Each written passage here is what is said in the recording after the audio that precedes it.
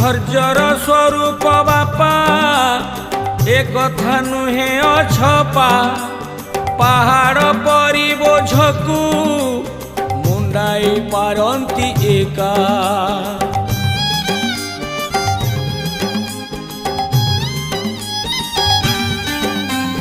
मुंड झाल तुंडे मारी भूली निज सुख सिरी संतानर सुख पाई जीवन को दिए सारी से पुआ बड़ होई भूली जाए जगन्नाथ जेबे ता मुंड को हाथ पाई जाए जगन्नाथ भारी जा बुद्धि बाट चालू थाए जगन्नाथ